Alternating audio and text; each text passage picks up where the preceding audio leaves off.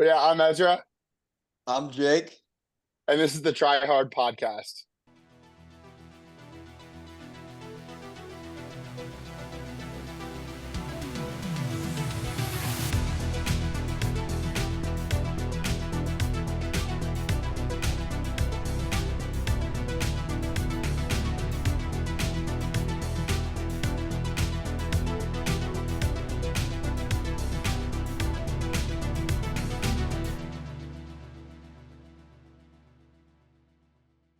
Welcome back, everyone, to an incredibly exciting and special episode of the Try Hard podcast. I know I say that every time I start or we start this podcast, but today I truly mean it. As you guys probably heard from the intro, we have two very special guests joining the normal trio of me, Parker, Mike, and Seid. Yes, don't worry, Mike and Seid are still on here. But the reason why we have Ezra, Swell, and Jake Drumheller on is because today we are going to be doing a little race recap. And both of them, along with Mike, actually raced Eagleman this past weekend. And so we thought we'd do a little race recap of how it went. And Seid and I will be asking some questions. But before we dive into it, since you guys have probably know all about Ezra and Jake, but you guys have never heard of them on the podcast. Do you guys want to go ahead and do a short little introduction of, I guess, your triathlon background and whatnot? Ezra, do you want to start? Of course, yeah. So I'm Ezra, just turned 25 years old yesterday, so in the 25-29 age group. I played college basketball at the University of Chicago, 4 years. Kind of at the end of that, I decided to get into triathlon. The way that started is that my sophomore year of high school, I told one of my buddies that when we graduated college, we should do an Ironman together. Obviously, the six of the people at the table were like, hell yeah, let's do it. Everyone completely forgot. 4 years later, he called me up and he was like, hey, Ezra, were you serious? And I was like, about what? And he was like, doing the Ironman. And I was like, I don't remember that at all, but like, sure, let's do it. And so the two of us started training together. And I just like really started to love training kind of as COVID hit and basketball was winding down. It was just a great transition into triathlon and started doing it, qualifying for more races, becoming a little better, and just got really motivated to keep going with it. So yeah, that's my quick story. Oh, and also a really fun fact about Ezra. Don't you currently hold the world record for fastest half marathon dribbling basketball?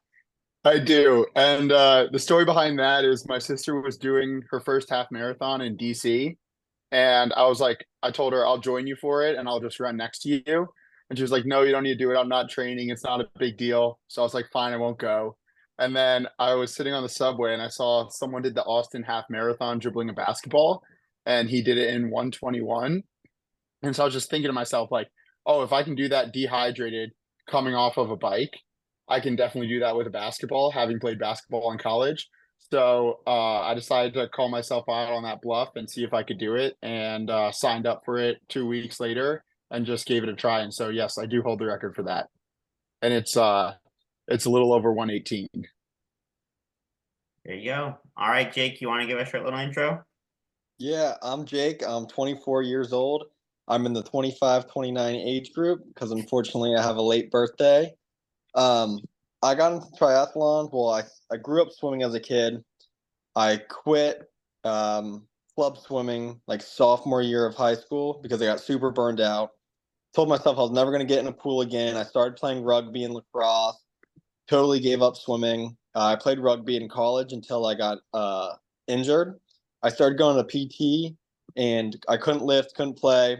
So I started hopping in the pool again. And one day I just decided I was going to sign up for a 70.3. Went absolutely terrible, right around 7 hours. 9 months later, we went 5:07 and I was completely hooked. So I'm one of Parker's athletes. This is going to be my third season doing triathlons.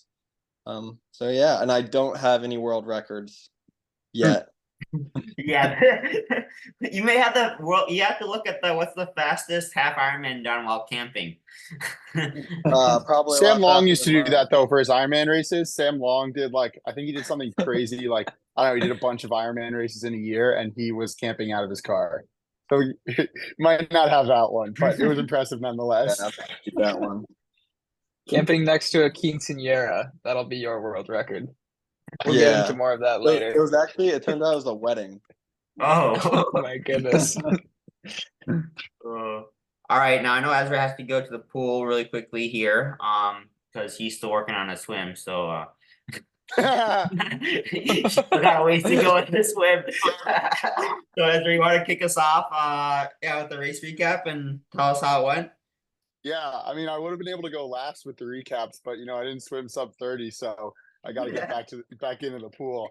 But yeah, I guess just I'll keep it quick and then I'll let you guys ask more questions because I feel like that might be a little bit more interesting. But swim lined up like basically near the start. My plan was to take it out pretty easy and build throughout the swim because I have pretty good takeout speed, but then it really doesn't do me much. Like I raced a 2.4 mile swim 2 weeks before and was like leading out by a decent amount. And then it just like didn't really help me much to do that throughout the race. So I decided here I was going to take it out a little bit more easy. Felt really controlled. It was no wetsuit swim. So I kind of like that because I have really tight shoulders and I get really warm in my wetsuit. So I was happy with that. Just kind of kept it really relaxed and didn't really worry about what everyone else was doing. Just wanted to have a good swim within myself. Ended up swimming like just around 30 minutes, which I was not very happy with. I kind of wanted to be around 27. But as I was running out of transition, my dad told me the gap to the front. I knew it was pretty manageable. And then the second thing that I saw was as I was running through transition, there was this girl named AK who swam at Cornell with my sister. And last year swam a 25 and was like third out of the water. And so she was like 10 seconds behind me. So I knew that if I came out of the water with her, it must have just been a really slow day. So I already had that in my head and really didn't let the slow swim get in my head at all. As I got, and I was on the bike with someone that I knew I should be on the bike with. So once I got on the bike, it was just about getting to work. I gave myself like maybe 3 miles to kind of get the heart rate down and just relax. And then the goal for this one was just keep it really steady and bike within myself. So not push the power like crazy, but just kind of do what I thought would be sufficient in order to get close enough to the front of the race that it would matter for the run. So I was pushing, the goal was kind of around 310 to 320, but I felt no need to kind of go near the higher end of that. I was just kind of doing probably like 290 to 300 when I got to like fourth place because there are a lot of like good swimmers that aren't quite triathletes that you have to pass in the beginning. But by the time I got to fourth place, they were all like pretty close to each other.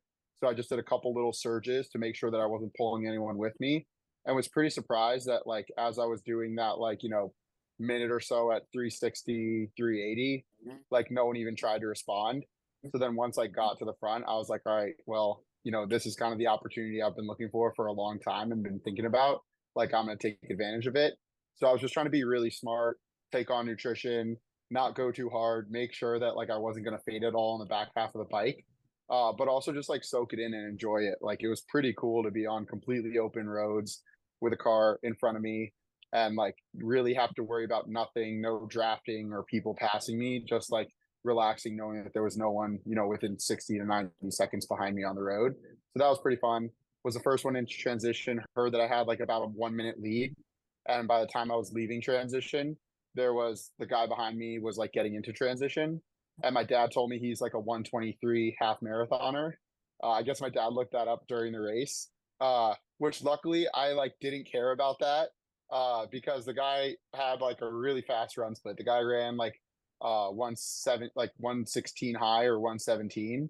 So in my head, I just had, all right, all I have to do is go out here and run a 117. And if I can do that with the lead that I have, like I don't think anyone's going to beat me.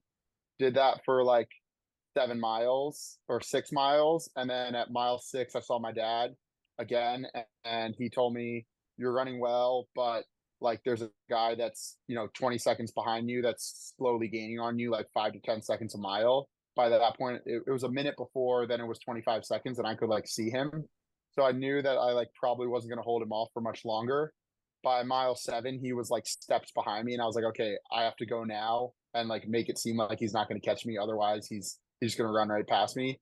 And I literally gave it everything I had, looked down at my watch and I was doing like my watch just like flipped for a new mile.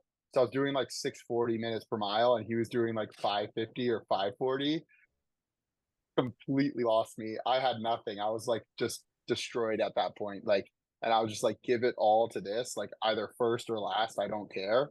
But I literally had nothing in the tank, like to go with him at that point. So that was a little bit frustrating, just because to be leading for that long, to be having a really good day, and then just not be able to react to that was tough. And it definitely took me some time to just get my head around, okay, I still have a pretty good lead on third. Like, let me just like salvage a good race. Because I kind of saw it going downhill really quickly, and it was a lot more negative in my head than it actually ended up being. So yeah, finish it off second place overall, first in the age group. Not my best run, but overall like a pretty solid day for where I'm at in the season. So pretty happy with it as just like a consistent controlled day, I would say. And what was your final time? Final time was 4:04 or 4:03. I think 4:03. So what was your nutrition throughout the day? Did you take anything on before the swim? What did you do on the bike, and what did you do on the run? Before the swim, so I just had like my normal oatmeal for breakfast. And I was sipping on like a Morton 160. Like I didn't really feel like I needed that much, just because I've had issues like throwing up in races before. So I woke up 3 hours early, got my nutrition, and then I was just like feeling good. And so I just had like a little bit to make sure I was topped up. I had like a little bit of PF90 gel, but really just tried to not overdo it. During the bike, I had probably a little over 1,000 calories. So I had like around 500 calories of Tailwind in one bottle. I had 480 calories of Morton 320 in another bottle, and then like 100 calories or 120 calories of precision gel with caffeine in it for like halfway through the bike, just to make sure I wasn't like fading on the back half of the bike. So that ended up being just about like a little over 120 grams of carbs per hour, which I feel like I maybe could have even used a tiny bit more. Like felt really good, but I probably like I think a little bit more and maybe a little bit more water would have helped, because I was kind of thirsty going onto the run, which you never really want to feel. And then on the run I had like PF, I guess 60 grams of carbs of the PF precision drink mix, and then like an electrolyte tablet in that, which Mike made for me because I forgot to bring a flask, and so that like saved my run, because if I didn't have that from him, like it would have gone downhill even sooner. So yeah, overall nutrition went pretty well. I can't really complain about it. Yeah, and tell them about how you were like, because you were the first to run through a lot of the aid stations, you were telling the biker that was with you to tell the aid station to throw water and things at you.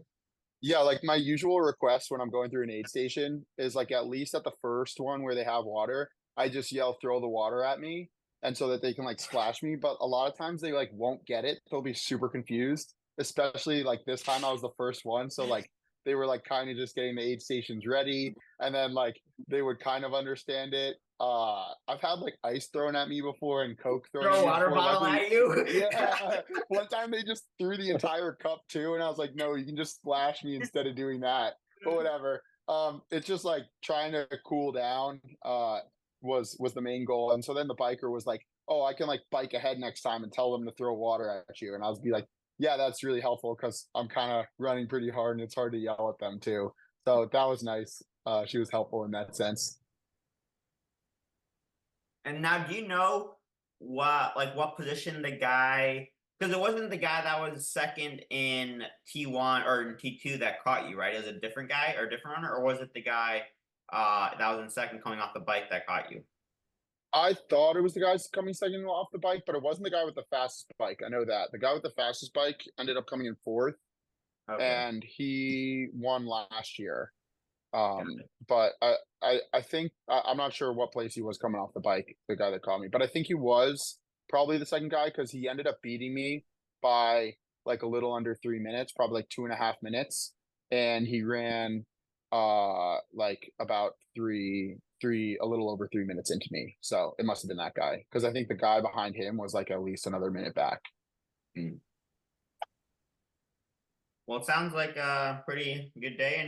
Anything that you would have really changed besides drinking a little bit more on the bike? No, that was the main thing, like, that I was really happy about as I was reflecting on this, is I was like, there's like, it sucks that I didn't have it in me at the end there. And like, it's really easy to look back and say, oh, I should have just like pushed a little harder. I should have dug a little deeper. But looking at the finisher pics of me getting past, there's one with like him right over my shoulder.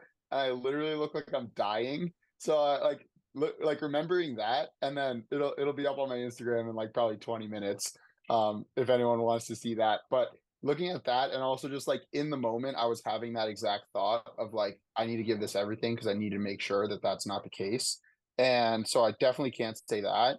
And there's like no moment where I could say like, oh, I wish I pushed a little bit harder on the bike, or I wish I like went out a little bit harder on the run. Like, you can always look at that afterwards, but I kind of feel like even if I feel like I definitely could have gone harder on the bike, I did my race plan. And the race plan was to have like a more conservative bike for this one and see how I ran off of it. So given the information that I had going in, like there's really nothing I would have changed. And that's like a pretty good place to be. Like I'm pretty happy that I can like say that after a race, because it's not many times where you race. I'm sure you know this too, Parker, where you can be like, wow, there's not really much I could have changed. That went pretty well. And so although I'm not like stoked with how it came out and the fact that I got hunted down on the run, like I would love to change that if I could, but I don't really know how I would do that besides just, working harder and being stronger next time. I was gonna say, what do you got for the rest of the season? Anything that what are you working on towards next? Yeah, so next is Happy Valley 70.3 in Pennsylvania. So that one's a tougher bike course, which will be fun. So the goal there will be to like really push the bike and see how I can run off of it. All these experiences are kind of to get ready for Taupo, the 70.3 World Championship in December. So I've got that. I might do the New Jersey State Triathlon Olympic distance in July, just to kind of like really push towards that red line and see what happens, swim, bike, and run when I do that. And then 70.3 New York, which I did with Mike last year, was super fun. The weather was absolutely awful. That's in December, but that was one of my better races. So looking forward to going back there, hopefully being able to take a tape at one of these races before the World Championship and get that experience and just like, yeah, learn some things before we go to New Zealand. Yeah, I'm excited to watch your result. I wish I could be there, but I wish seeing the results at Happy Valley will be fun because that bike course is pretty challenging, but I feel like it sets up well for you to like really attack the hills. Yeah, it'll be fun. So what do you think you have to work on for like New Zealand? Because I feel like you're already like super strong. Like what are you going to be like focusing on throughout the rest of the season to improve on, or is it, as you just said, just keep working Yeah, on I fit? think I've kind of just been working on fitness is one thing, but just like in the swim, transferring that to consistency in open water, I feel like is always tough. And like there's like certain open water skills, like drafting is like the main thing for me, that like if I can have, I already have the speed to kind of make it out in a decent pack, but then being able to keep that pack and have the awareness to keep that pack is sometimes tough for me. So like being able to do that consistently and put down a solid swim in a world championship, just because it's so much harder to make up that time on the bike and the run if you have to, when everyone's biking and running pretty similarly. And then outside of that, I don't know, I'm pretty happy with kind of how my progression's gone for the bike and the run, even if the run didn't completely show here. So it's really just being able to push a really hard bike and run really strong off of that. I feel like it's going to obviously take a much faster run than this to really be competing either at the front of races or in, especially in a world championship. So I'm confident that like just small changes here and there, I'll be able to get it done. And there's no like big thing that I really need to change besides just working on general fitness and a little bit of just like race execution, like knowing when to push a bit harder. I was gonna say maybe I'll have to get in the pool with a wetsuit and let you draft off me. Yeah, That'll be that's the what I only need. way I can get ahead of you. That's what I need. So, all right. Well, speaking of the pool, I think we'll let Ezra go learn how to swim, and while he's Awesome. swimming, and go Thank check you so much out. for having me on. I appreciate it. And for we'll have Ezra's Instagram and Jake's in the description of this podcast. So if you guys want to go check out, follow them along, then definitely go give them a follow. But yeah, thanks Ezra, and look forward Thank you, to guys. you fresh the rest of the season. Yeah, see you, Ezra. Yep. Great Thanks, race. Ezra. Enjoy the swim. I will. All right, who wants to go next? I was just gonna jump in and say if anyone wants to see some satisfying stats on Strava, go look at Ezra's swim graph on a weekly basis. It's pretty much a flat line at about 20K a week. So it's nice and steady. You still I don't know. swimming I'm that looking at it far? right now. It's actually there's quite a bit of movement actually. Is there variation? Yeah, It's he's only like recently because Who cares? no, for a while. Who cares about 13 swim 15 volume? 13 to 15,000. Look at his bike power. That's a lot more entertaining. Yeah. Who cares about That's swim? true. Yeah. We did I actually before we get into the race recap, speaking of like the race and race week, I think it must have been Friday when Ezra and I drove down together.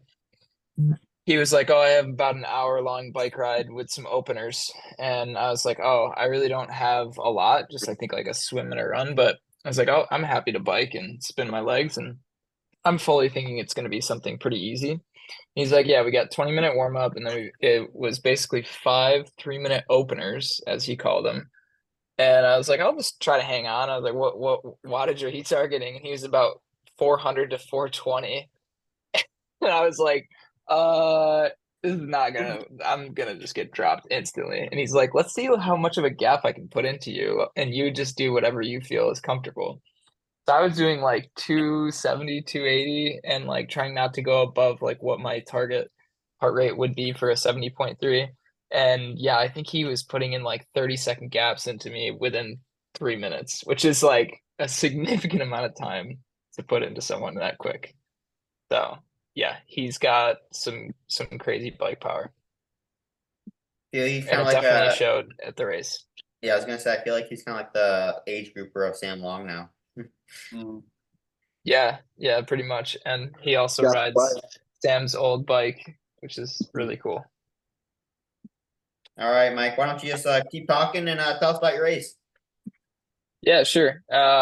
So starting off that morning, Ezra and I were staying in a hotel room together, and we pretty much followed the same routine. Woke up at 3 a.m. I instantly had a Red Bull because I just wanted to get some caffeine in and get the system moving, and then I had a little bit of oatmeal. I honestly felt like I did not sleep at all. Like it was probably my one of my worst nights of sleep before a race. But oddly enough, my whoops detected that I did sleep for like 6.5 hours. So maybe I was just having a bad dream. And my recovery was decent, and HRV, all that was fine, really. So nothing to be concerned with. Getting out to the swim, I did get a practice swim in, which they said they were going to have a practice swim, and then they basically closed up the gates, and we kind of had to like climb through them to get to the other side of the park to swim. So I only swam like 100 yards. Just wanted to kind of get a feel for the water. And then when we got to the swim start, I seated myself in the 27 and under, which I had no business doing. But Ezra told me he was getting to the front of the race. And I was like, okay, I either need to find Ezra, Jake, or AK, because they're all faster swimmers than me. And I need to try my best to stay on one of their feet. And I did end up finding Jake and AK. I wasn't bold enough to go to the front of the race like Ezra did. I was like, I will instantly get swam over. So I'm going to sit back a little bit. And I wanted to stay on Jake's feet. And like, as soon as I ran into the water, it just lost everyone that I was trying to swim with. So that didn't work. But the swim overall was good. Didn't really have any issues with like my goggles fogging. Pro tip, there are these little wipes called foggies. I think they're just like isopropyl alcohol wipes. If you wipe the inside of your goggles with those, it really helps with preventing goggle fog. And I notice it during open water, it gets like really bad sometimes, but with those wipes, they're great. Swam very much within myself, didn't really try to push because I knew that like if I push, maybe I swim 1 minute faster, and that probably would have just been a detriment to my race because I've done it in the past where I've tried to swim hard and it just ruins my race. So swam probably a little bit too easy. Came out, it was like 33:50 or something, and our mutual friend Kyler was there, and he was like, good swim, Mike, like 33 minutes. And I was like, wait, what? 33? That's horrible. It's like, what is going on? And I looked down at my watch just to confirm, and it said 33. And I'm like, oh man. But then like I also noticed my heart rate was lower than it normally is when I get out of the water. Like I've had races where I get out of the water and it's like in the 170s, and I'm like trying to calm down. And I got out of the water and it was like high 150s, low 160s. And I was like, oh, that's a really good sign. So just kind of, I guess, ran through transition. This time I actually put my shoes on first before getting on my bike, because I'm wearing new bike shoes and they don't have like a loop where I can put like a rubber band and do like a flying mount with them. Kind of actually preferred putting them on in transition. I felt like I didn't fidget as much when I was trying to get on the bike. So just got on the bike straight away. The first 3 minutes, I felt incredible. It was weird. Like I almost didn't even feel my legs. And I looked down and the power was like 300 watts. I was like, whoa, I guess today's gonna be really good. And then like 10 minutes later, my power had settled back down to like 240, and I couldn't push like much more than that the entire ride. So my heart rate was right at 70.3 heart rate, around 162. And there were a couple times where I had to push past a group and it would get up to like 165 or 166. And I also have it on my Wahoo where it's like it's colored by zone. So like I set it so that if it passes 165, my bike computer, like the screen like for heart rate turns red. So I could kind of see that out of the corner of my eye and know like, okay, you can bike as hard as you want, but just don't let the screen turn red, which is just like knowing that my heart rate was within the zone. And the bike was fast. It was my personal best. I biked a 214, which was like 25.2 miles an hour. And for the first like 20 miles, went out and was like, or the first, well, it was like 24.8 miles because that was my average speed after an hour. And we were kind of into a headwind slash crosswind for most of the outbound section. And then once we made the turn and came back, the speed picked up a lot. Like I was able to hold 27, 28 miles for a couple sections out there, help bring up my average speed. And nutrition was good on the bike. Didn't really have any problems with that. Got in, I drank most of my carbs and then had one caffeine gel. And then onto the run. Really quickly, how many went out grams of carbs were you targeting per hour? Yeah, so I was targeting about 100. That's what I've found works well for me and doesn't give me GI distress. And I did the math after I took my bottles and everything out after the fact. I think it's an estimation. It was about 97 to 100. So, because I finished like half of my hydration bladder that's built in my bike, finished half of my rear bottle, finished my whole front bottle, and took a gel. So, yeah, it came out to around like somewhere between 220 to 240 grams of carbs. So, good execution on that, and I didn't feel thirsty, didn't feel hungry or anything like that. Got out onto the run and I just took off, looked down at my watch, and I saw my pace was like under 7-minute miles for the first like quarter mile, and I was like, all right, don't need to run that hard. Like you could ease off just a bit, and thankfully it's uphill in the first mile, so it just kind of naturally slowed down. But first 7 miles I held the average pace of 7:10, which was good because I told myself before the race if I just go out under 7:30, I'd be really happy with that. And then mile 8, 9, 10 is where it started to get a little bit harder for me. I was averaging about like 7:25. And then I think it was like right before I had gotten to mile 10 or just completed, I think I had just completed mile 10. I looked down and I saw that if I like the total time with all the transitions and stuff included, and I was like, if I just split, I was doing the math in my head. I was like, if I just split these last 3 miles at under 7:30, I'll come in under 4 hours 30 minutes, which was kind of a goal in the back of my mind. I didn't want to really have too many expectations going into the race just because I haven't been targeting 70.3s, but I knew with all the fitness I've built up that I probably would be able to go set a PR. And yeah, just dug deep and I was like, is it sustainable to keep running at this heart rate? I was like right around 168, 169 at that point, which is really high for me. Like if I'm running at that in training, that's above threshold.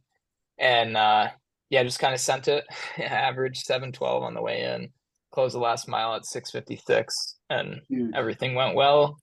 Didn't pull a Kyle Smith. I thought I was going to throw up when I crossed the line, but I was okay. And it was really nice. Ezra was there waiting for me with a bottle of water. So like as soon as I finished, he handed me the bottle of water and I just chugged it. And that was great. So overall, like couldn't have asked for a better day. I don't think I would have changed anything either. On the run too, I probably could have taken a gel on the run, but I was a little bit afraid to with how my stomach would respond. I was planning on taking a 200 milligram caffeine gel. Decided not to do that because I was like, I think I got enough caffeine in today, and I'm just naturally pretty psyched up right now. So I did take a 60-gram carb with 1,000 milligram sodium, like hydration flask, a soft flask, and then I got water and Gatorade at every aid station, and this was the best job I've ever done at aid stations in terms of grabbing cups. Like sometimes at aid stations, I'd grab like one cup or a second cup, like on the back half. I was like 1 cup, 2 cup, 3 cup, and then like another cup or two at the end, and like was maintaining speed through, just like taking them and just like dumping it all over myself. So I was happy with that. Maybe Yuri Coolin should take some notes. No, I actually tried to take a bottle on the bike because Ezra was like, yeah, you should try at the first aid station. Take a water bottle, and then just like spray yourself with it and toss it. I was thinking, oh, that's a great idea. Totally forgot that I should slow down a little bit. And I hit the girl's hand at 25 miles an hour and just like, I hit it, and my finger, I was like, oh my God. I was like, I'm so lucky I didn't break my finger trying to get that bottle. And I was like, I'm not doing this anymore. I don't need to cool down. It was not that hot on the bike, compared to like the year prior where it was just cooking out there. So yeah, that's pretty much my race. Sounds like a great day. Yeah, and it was nice. I got to see Ezra on the run twice, and unfortunately, I saw him right as that guy passed him. So I said hi to him. I was like, "Keep it up," and like he didn't even acknowledge it. He was so locked. Like usually, I can get like a high five out of him. He was so locked in trying to keep up with that guy. And then the second time around, I saw him, and he was in better spirits, and seemed he was very close to the end, like 11 miles in. Did see Jake out there a few times. Jake, you want to tell us how your day went? It Yeah. wasn't the best day, but the more I think about it, the better it gets. Well, start off by saying I know let's start you the day mentioned this, before. but yeah, start with give us the whole experience, the whole Jake Drumheller experience. Yeah. So I decided that if you've ever been to Cambridge, Maryland, or raced Eagleman, Ironman, Maryland, there's nothing around there. It's a small little town. There's a couple hotels, and during race week, the prices are ridiculous. Same thing with the Airbnbs. If you want to stay someplace like relatively inexpensive, you have to stay 30 minutes away out in like Salisbury, 45 minutes away.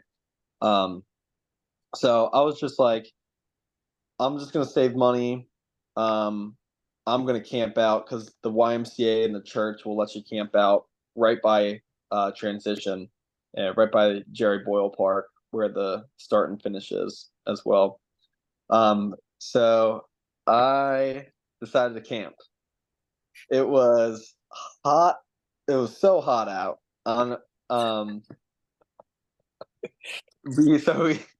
We set everything up, and about 7 o'clock, we thought we got like the most perfect spot. It was like right in the back of the parking lot, on the back side of the like church's like activity center, right by the bathrooms and everything. There's trees. It was shaded, like a great spot.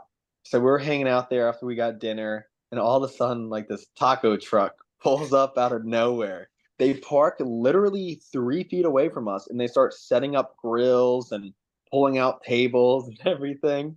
And me and my girlfriend staying with me, and we're just like looking at each other. We're like, "What the hell's going on?" what is going on? And we start seeing all these people like dressed in nice clothing and everything like that. Turns out there was a wedding going on inside of the church, the church's activity center, and they were blaring music like 10, 11 o'clock at night. So we had to move all of our stuff away to the opposite side of the parking lot and get set up. So that was great. So we're already getting a good night's sleep. Yeah, I know, Mike, you said you didn't sleep much, but I think Jake was in a little worse position than you were. Yeah, by So, Mike, far, by far. Mike, it looks like I got more sleep than you. Garmin says 6.7 hours of sleep. That's impressive. I mean, pretty good, but I doubt that's real because I was waking up like every hour because like you could hear people talking and everything. But I was like drenched in sweat. Like, you ever wake up with like a fever and you're just like so sweaty, like your pants are sweaty, like my covers were sweaty, like it was terrible, terrible. So that was my night's sleep. Morning, drank a Red Bull. Same thing with Mike, trying to get the system moving. You also slammed a bang energy at the swim start. I was like, wow, that was a huge one. A Celsius, 300 milligrams of caffeine. I didn't finish the whole thing. Celsius. And maybe 1 or 2 sips left. So like I had a bagel, peanut butter. Where I really think I messed up is that normally I eat a banana in transition, and my girlfriend takes a 0.5 picture of me eating the banana. Every single race we've done this, and this did not happen on Sunday. I was too locked in. We didn't get a banana pick. I also kind of, because we had a walk to transition. It was about a 15-minute walk. I thought it was going to be a little shorter, so I didn't give myself enough time. So I was kind of rushing around a little bit before the swim start. I knew I wanted to seed myself a lot faster than I normally would, because I normally seed myself honestly, and that turns out terrible because other people don't do that. So I end up swimming over hundreds of people trying to swim. So I think I was maybe like 5th group in the water. So Ezra was first in the water, 4 more people, and then it was me, AK, and Mike following behind. I was under the impression that there was going to be a nice little current on the way out, going against us, and coming back in, there'd be a current helping us. I did not feel a current on the way coming back in. It like even my splits show that it didn't really help, like maybe 5 seconds per 100 faster. So I was expecting it to help a lot more like the year before. I ended up swimming a 31:20, which is pretty solid. 33rd overall. So it was a good day, I guess, even with the slow swim. I came out of the water with AK. So I knew it must have been pretty good because she was right behind me, and I know she's a great swimmer. And then I hopped on the bike, and I was pushing, like my goal power was 230, but I was pushing and my legs felt fatigued, like I was working hard, but I was only pushing like 190 at the start of the race, and I just felt weak on the bike. Like I felt like my legs should have been able to do more work. And my heart rate was fairly low too. I'm not sure what really happened there, but I ended up biking 223, which was a 3-minute PR from last year. But last year I pushed 230 with a disc wheel. I didn't use a disc wheel this year. And that was 20 watts higher than this year, but yet I still went 3 minutes faster. So I think something was going on with my power meter. It must have been reading low, because I did, let's see, my average heart rate for the bike was 148. Which wow. normally, which is which is kind of on par for me, but not for 210 watts. 210 watts, I'd be at like 120 beats per minute. Yeah. So I That's don't know. that's a low heart rate too. Yeah, we'll just wait till the run. So, so the bike was honestly really lonely. Like, there was no one to bike with. I was joking with Mike. I was like, oh, I hope I don't see you till mile 50 on the bike. Like 10 minutes in, I hear, hey, Jake. And Mike just flies by me. He's like, hang on. So I try to keep up with him for a little bit. And I was like my power meter was reading 230, which is like my goal power. And I was like, oh my God, like I can't hold this. I don't know what's going on. I let Mike go. And then I'm back down to pushing 210 and people are going flying past me. There's like no Well, one Mike, after me. well, do you remember what you were pushing when you passed Jake? Because you said at the beginning you were pushing like, you felt like really good. It was well, that was only for like 3 minutes. I felt good, and then after that, I was like, "Oh, this is crap." But no, Jake, where did I catch you? Did I catch you on when we make that like sharp right hand turn? I think it was the sharp right hand turn, and then down. It's like past Emily's Produce, right? It's kind of like more of a Yeah, not quite like a highway road.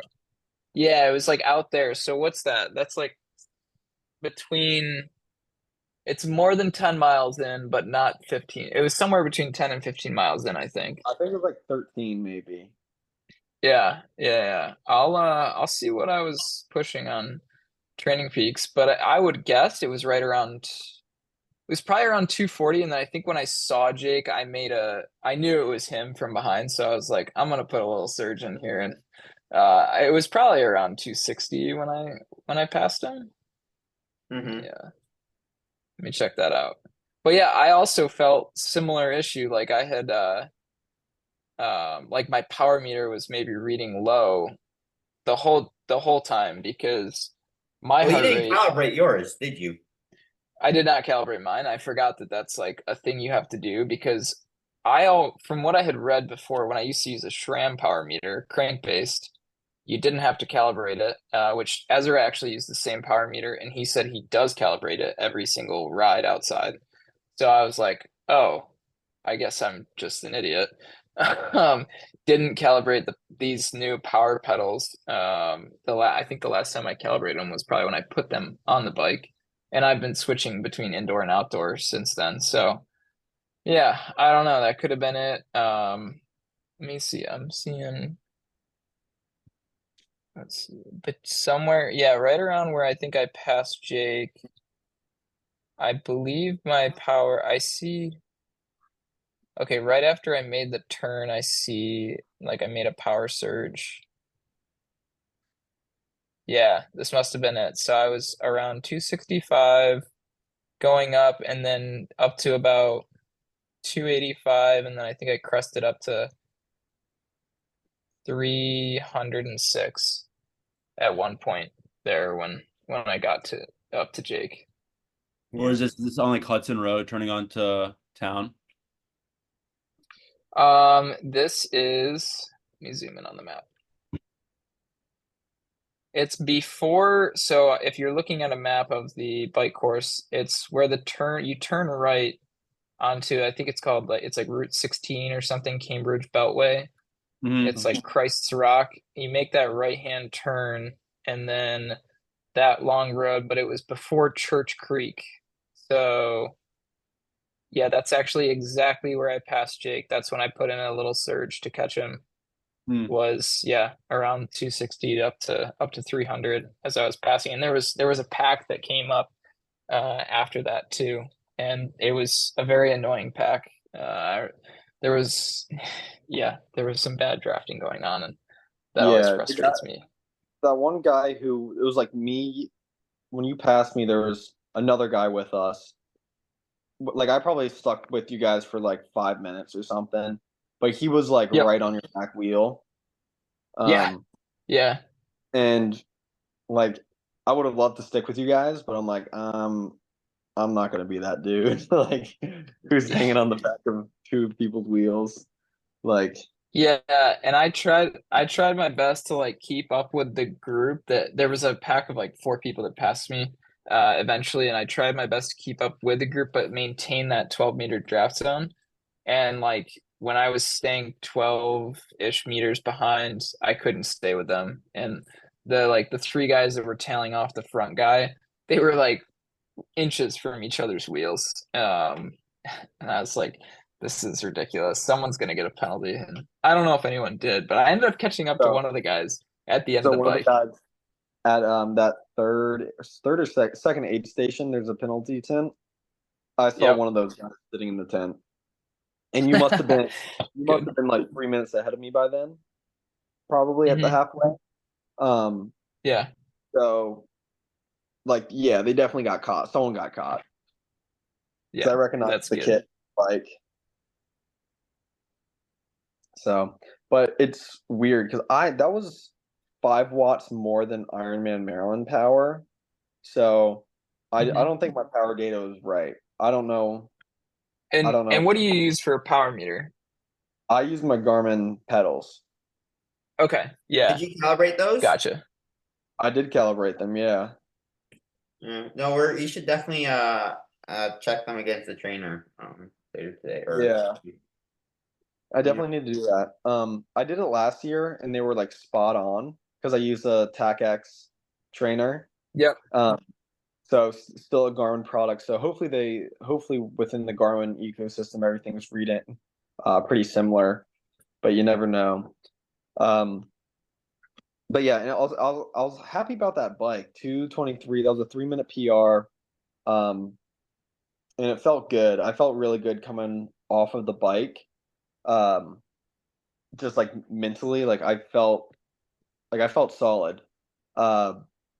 Now coming onto the run, I was gonna play it conservative. I was like, okay, I'm sticking around like 150 beats per minute for the first 3 miles. Because at 155, during training I was running 720s at like 155 average heart rate. So like I opened up at like 740 at like 150 beats per minute for like 2 or 3 miles.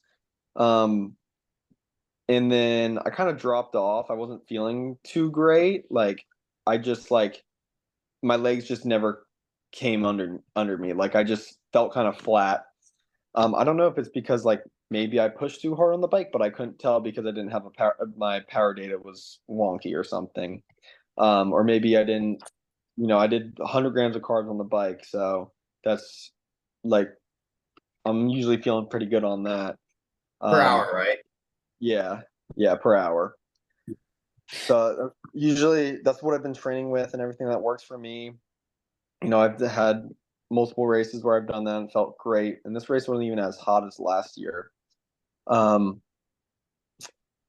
looking at my split, I was around mile 6 or 7. I started getting some foot pain in my peroneal tendon. I got tendonitis last year, but I haven't had any like resurgence of symptoms or anything throughout all of training. So it was weird that it started aggravating me on race day.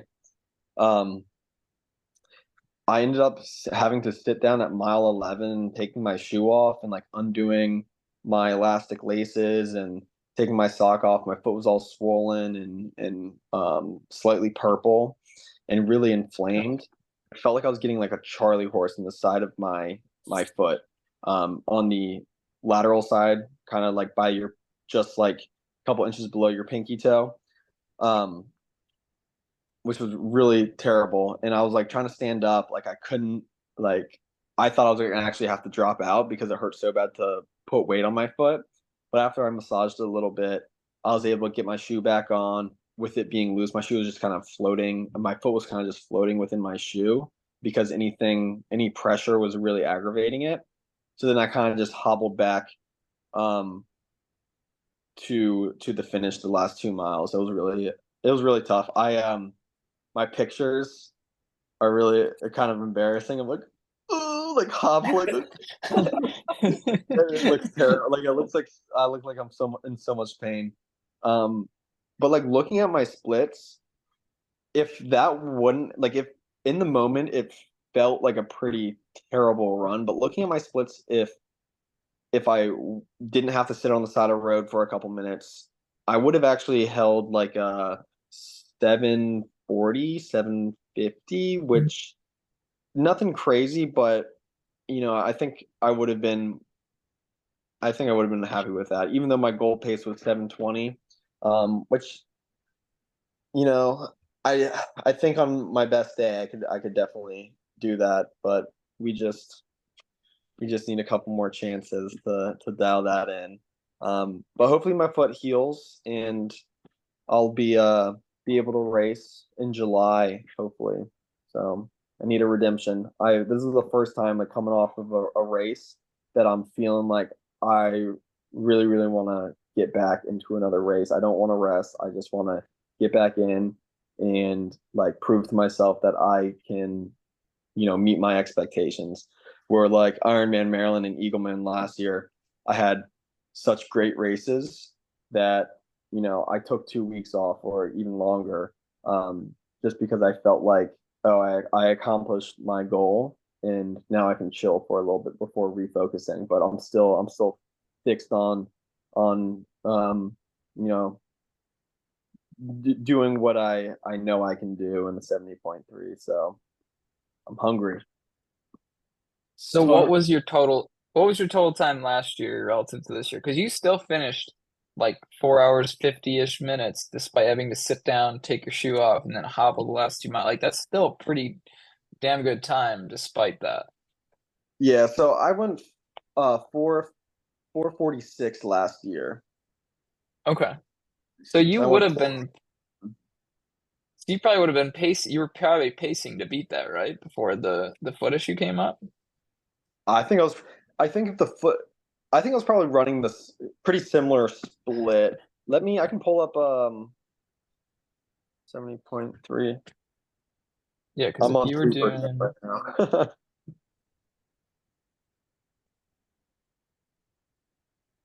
So you were like 2 hours 54 minutes through swim and bike plus say like a 3-ish minute transition. You were under 3 hours through going into T2. You're probably right at 3 hour mark going into the run with T2 factored in. So yeah, I think I was like right on 3 hours starting it, and I was like, oh, if I could run like a 140 half marathon, which I know I can do, then I can have a pretty good, a couple minute PR, 6-7 minute PR, but it didn't happen. I know I can do it. It'll happen. It'll happen here soon. Hopefully I can race in July. So last year that foot figured out. Yeah, I got so I went last year I went 147 pretty much on the half marathon. okay. Yeah, so you were definitely pacing faster than that this year. What is that pace? I'm trying to think. 740 per mile is close to like 140 something or 140, 141 or 140. Something like that. I know a 737 is like around like a 139 or something like that. Yeah, that's I feel kind of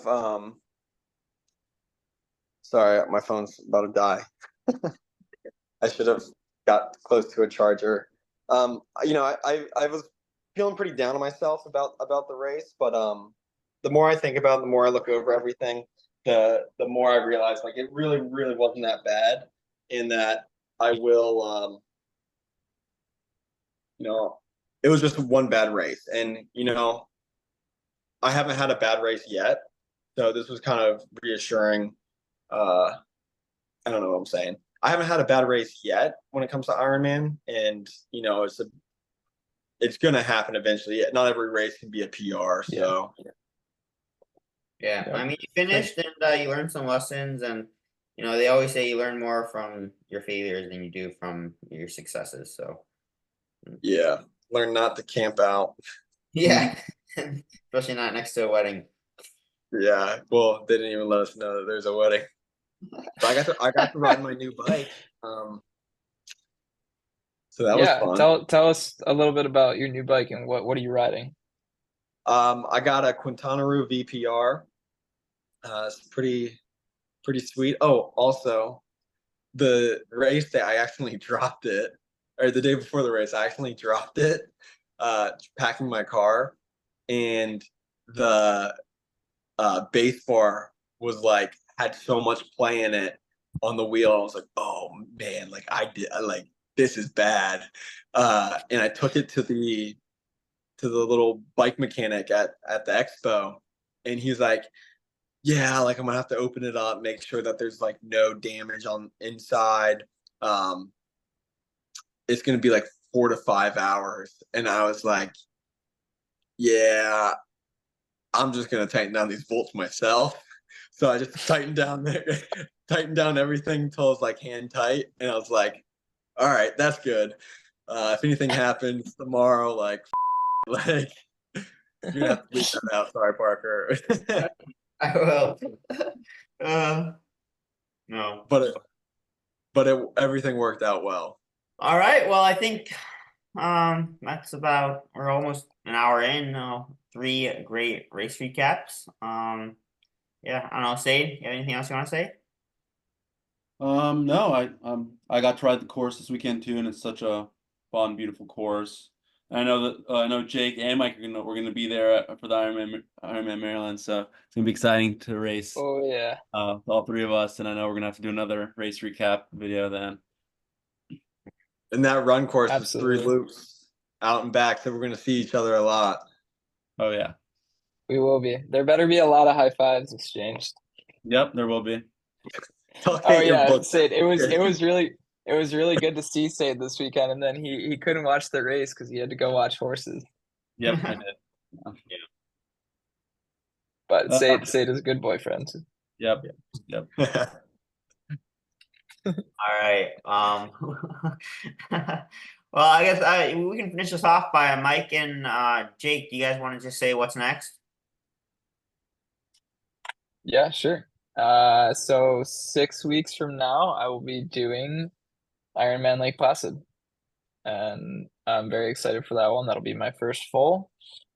Feeling pretty good for it. I think oddly enough, my power numbers could be higher at Lake Placid than they were during this half. So that's going to be the goal. How about you, Jake? Up next, I have an appointment with the physical therapist to get this peroneal tendonitis figured out. Hopefully it feels better, because as soon as it feels like I can run on it, I'm signing up for Sandusky 70.3. So if it doesn't get better, I'll be at Ironman Maryland. There we go. Well, hope you guys enjoyed this special episode race recap. And once again, big thanks to Ezra and Jake for taking an hour out of their day and joining us. And yeah, I'll catch you guys back here next week, probably with some more very exciting and entertaining triathlon content. All right. See you guys later. Yep. Yeah. See you guys. Thanks for listening to this week's episode of the Try Hard podcast. If you enjoyed it, we'd appreciate it if you could share with others and leave us a 5-star rating on Apple Podcasts and Spotify. If you have any questions or comments for us, you can either DM us on Instagram, leave a comment on YouTube, or message us through the Spotify app. Lastly, I'd like to thank the sponsor of this week's episode, the Naperville Acupuncture Center. If you ever find yourself in the Chicagoland area and are dealing with some aches and pains, I cannot recommend Frank and Angela enough. They do an amazing job over there, and I promise you will leave feeling so much better. Thanks again for listening, and we'll catch you guys back here next week. All right, Ezra, whenever you're ready. Hey guys, I'm Ezra, I'm Jake.